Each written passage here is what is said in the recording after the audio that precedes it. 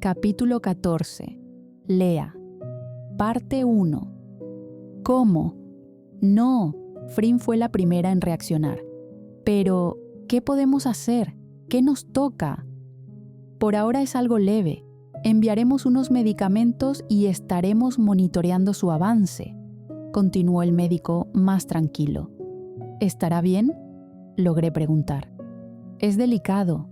Tenemos que continuar monitoreando todo. Si los medicamentos no funcionan y la condición empeora, deberemos hacer un trasplante. ¿Trasplante? Mi mente no podía procesar tanto. Lea era mi bebé, mi sustento. No puedo perderla. Sentí la mano de Frin en mi rodilla. Deben entender que, de ser necesario, ella pasaría a una lista de trasplantes. Existen muchas personas antes que ella. Lo de Lea es muy reciente, y solo los casos críticos están primero. Greg, ¿pero no se puede hacer algo? Ya sabes. No es ético, Frin. No creo que sea justo quitarle la oportunidad a otra persona. ¿Y mi bebé qué?, gritó Frin. Me sorprendí ante su reacción. Frin, haremos todo lo posible. No es suficiente, respondió con desesperación. Frin, le dije, ahora tomando su brazo. Ella giró hacia mí y sus ojos parecían perdidos. Él hará todo lo que esté en sus manos. Lea estará bien. Frin cerró los ojos, respiró profundo y besó la cabeza de Lea, quien descansaba en sus piernas. ¿Es el hígado? ¿No puede ser un familiar el donante? Bueno, debe ser compatible, respondió Greg pensativo. Pero, como les dije, primero debemos esperar a ver cómo responde al tratamiento. Lea se ve fuerte y espero que solo con eso su hígado comience a funcionar. Greg, es mi hija, repitió Frin con la voz quebrada. Lo sé, Frin. Estoy haciendo todo lo que está en mis manos. ¿Cuál es el tratamiento?, pregunté. Si Frin no podía enfocarse, debía ser yo quien tomara el control. Serán medicamentos y monitoreo sanguíneo todas las semanas. Con eso podremos ver si comienza a mejorar. Cualquier cambio en el color de piel, de sus heces, ojos o cualquier otro síntoma, llámenme de inmediato. Sí, doctor, gracias, dije. Lo siento, Greg. Tranquila, Frin, lo entiendo. Las veo el próximo mes, ¿sí? De acuerdo, contesté por Frin. Salimos del consultorio y todo el camino Frin permaneció callada, demasiado callada, y podía ver en sus ojos esa sombra otra vez. Quería calmarla, pero yo misma estaba sumergida en la preocupación. Sentí una punzada en el vientre y llevé la mano hacia él. ¿Qué? ¿Qué tienes?, preguntó rápidamente Frin mirándome. No sé cómo se dio cuenta. Nada, solo una punzada, respondí. De repente, Frin dio una vuelta en U y comenzó a conducir más rápido. ¿Qué haces?, dije, agarrándome fuerte. Ir al hospital. ¿Qué? ¿Por qué? Tienes una punzada. Estás de 6 meses, estresada por lo de Lea y llevas gemelos. ¿Qué esperabas? Frin, no es para tanto. Vi cómo apretaba más fuerte el volante. No los pondré en riesgo. Llegamos al hospital y Frin espantó a un pobre enfermero que no me quería atender porque no era prioridad. ¿Desde cuándo una mujer embarazada con dolor en el vientre no es una emergencia?, dijo Frin, molesta. Pude jurar que el enfermero se orinó en los pantalones. Finalmente me atendieron y cerca de 2 horas más tarde íbamos de regreso a casa. El médico dijo que mi presión había subido un poco y eso había causado el dolor. Sin embargo, los bebés se veían fuertes y saludables. Aún así, me recomendó reposo absoluto y evitar situaciones estresantes.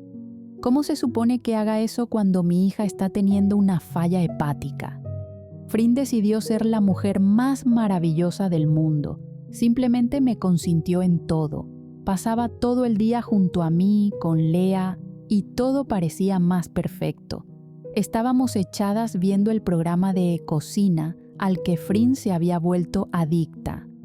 «Mami, mira», dijo Lea, mostrando un papel lleno de garabatos. «Es hermoso, bebé», le dijo Frin, admirando la infinidad de colores que había usado. «Esto es arte abstracto». «Son garabatos», contesté. «Tonterías, es arte». «En todo caso, son buenas destrezas motoras».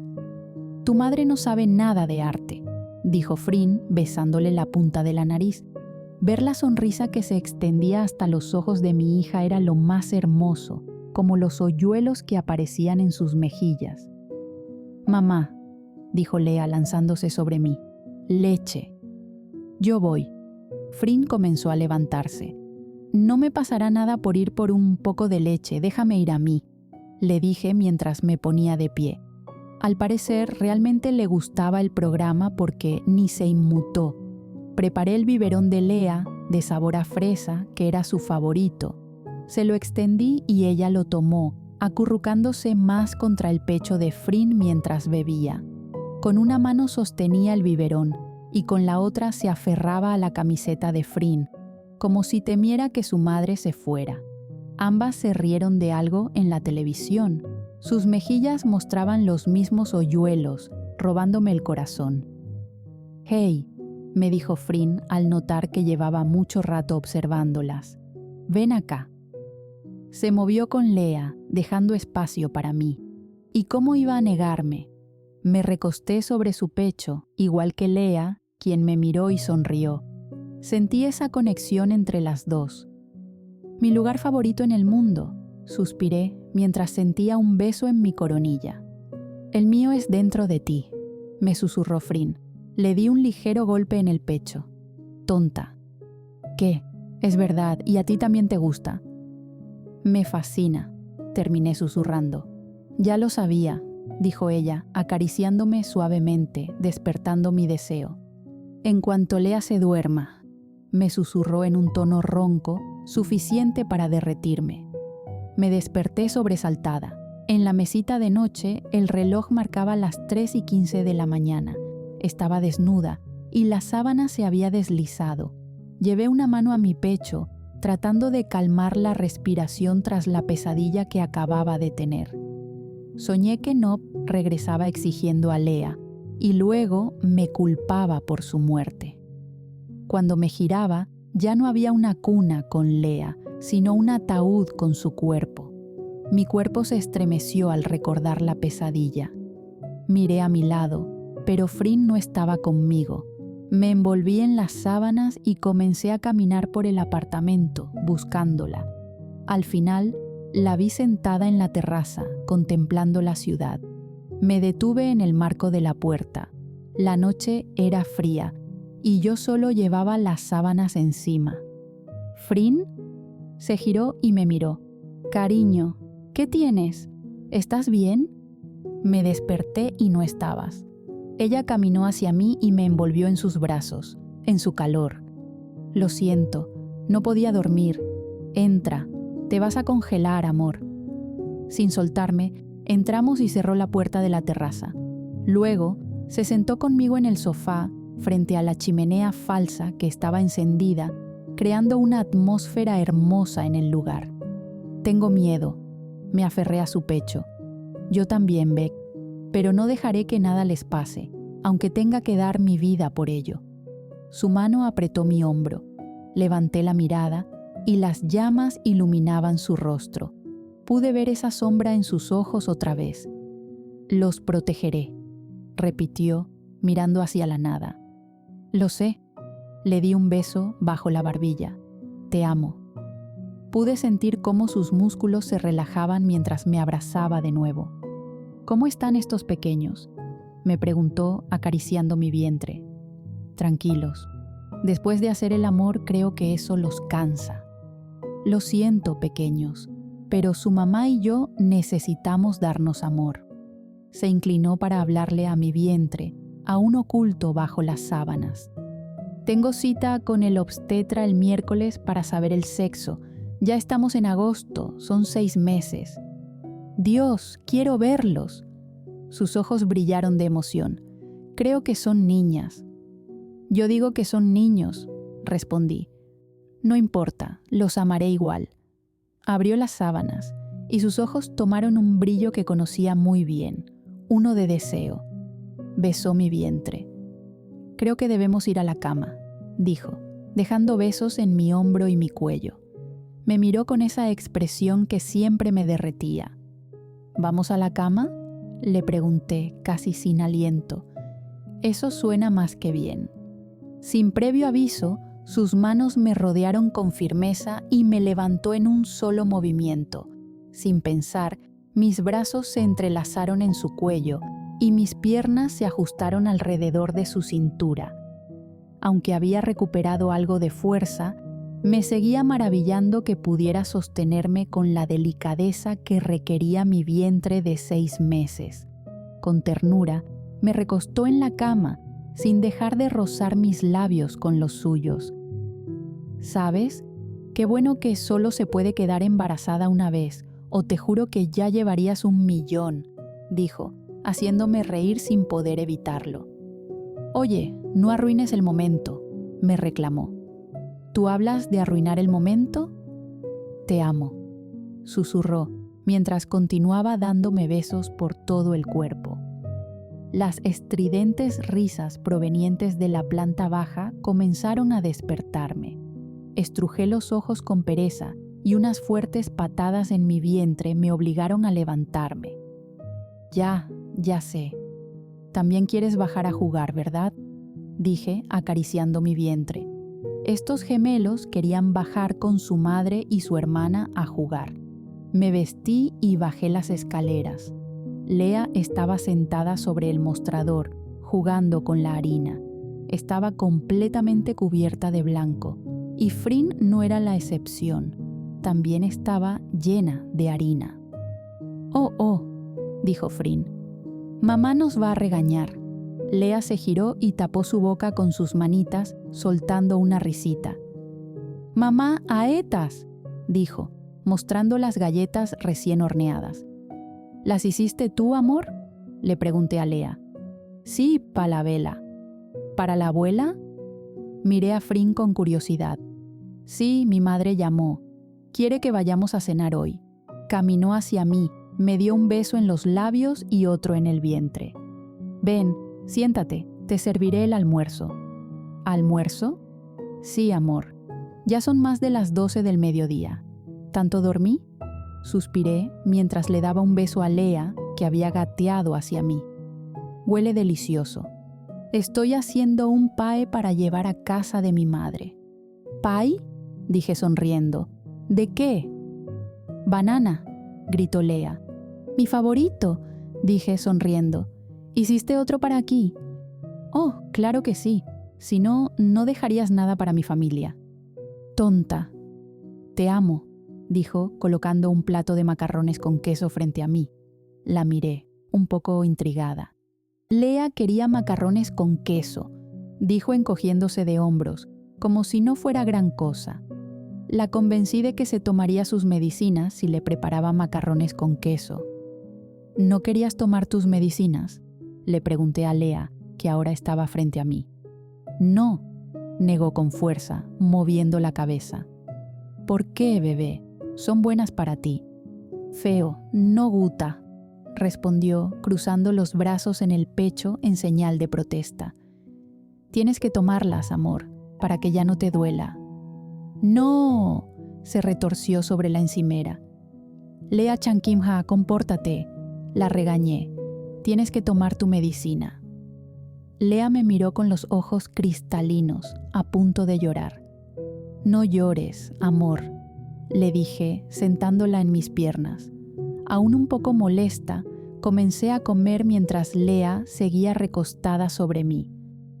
Pasaban de las 7 de la tarde cuando tomamos el ascensor para ir a casa de la familia de Frin.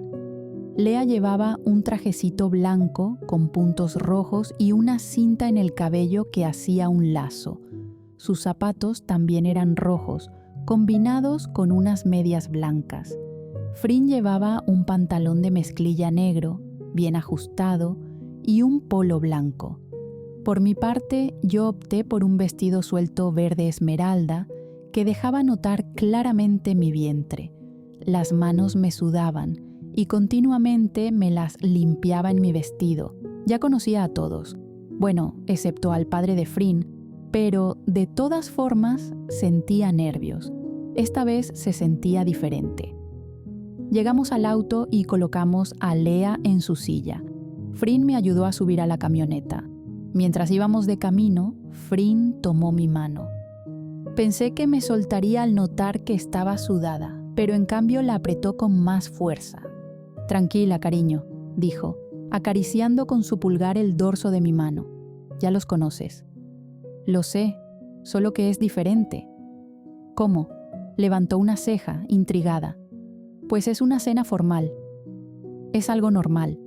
«¿Trajiste el pae?», pregunté de repente. «Claro, amor», me repitió Frin. «¿Y las galletas?». «Beck, cálmate, todo estará bien». Volvió a apretar mi mano. «Estaré contigo, nada sucederá». Después de casi 45 minutos de camino, llegamos a su casa. No era lo que imaginé.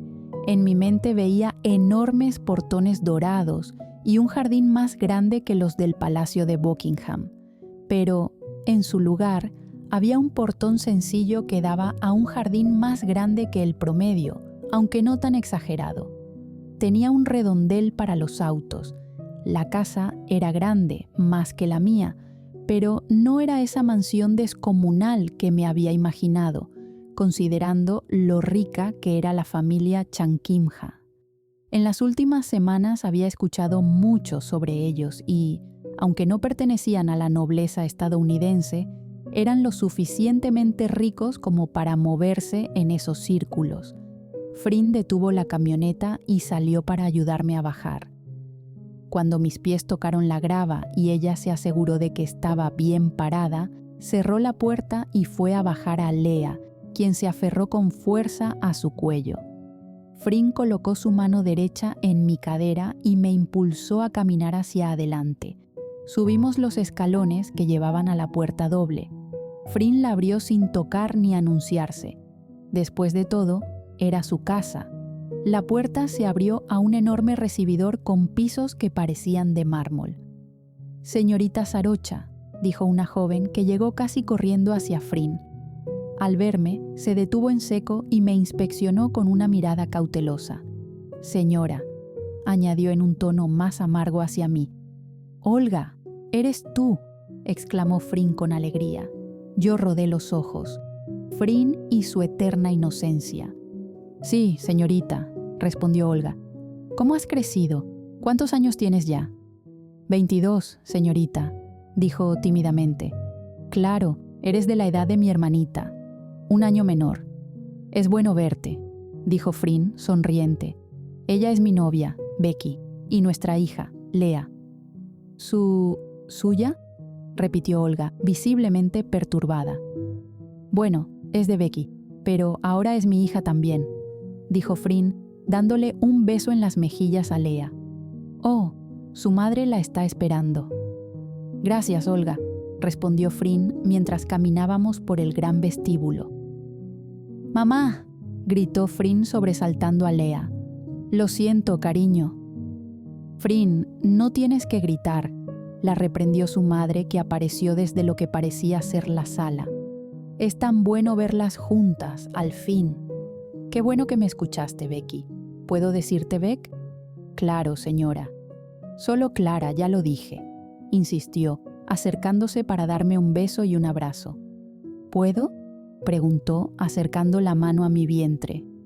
«Sí, claro». «Dios, está tan grande». «Son gemelos», aclaró Frin. «¡Gemelos!», exclamó Clara, llevándose las manos a la boca. «Dios, qué emoción. Esto hay que celebrarlo en grande». Llamó a algunas personas y les dio indicaciones que no alcancé a escuchar. «¿Estás emocionada por tus hermanitos?», le preguntó a Lea. «Sí», respondió Lea mirando a la madre de Frin. «Eres un encanto de niña», dijo Clara dándole un beso en las mejillas. «Te ves mejor, Frin. Me alegra que alguien te haya hecho entrar en cintura». Frin rodó los ojos. «Frin», la inconfundible voz de Nguyen resonó por todo el lugar. Te extrañé. Santo cielo, Nuen, ¿no ves que tengo a la bebé en brazos? Amargada, dijo Nuen pasando a su lado. Beck, ¿cómo estás, además de súper embarazada? Me sentí un poco avergonzada de que todos notaran mi enorme vientre. ¿Cuánto tiempo, Nuen? Respondí, hermosa como siempre. ¡Nue! Gritó Lea, feliz de reconocerla. Tía Nue, repitió, estirando los brazos hacia ella. Estás hermosa, Lea, dijo Nuen tomándola en brazos, y cada vez más grande. Le dio un beso en las mejillas. Lea realmente la adoraba. Ma, dime que ya vamos a cenar. Me muero de hambre. Falta que llegue tu hermano, así que sentémonos un rato mientras esperamos. Así que el señor Responsabilidad llega tarde, bromeó Nuen mirando a Frin. El señor Responsabilidad nunca llega tarde. Además, Nuen, recuerda que tiene muchas responsabilidades, le respondió Frin. Cierto. Pobre hombre, morirá joven, dijo Nuen mirando a Lea. Tu tío morirá joven. Lea sonrió.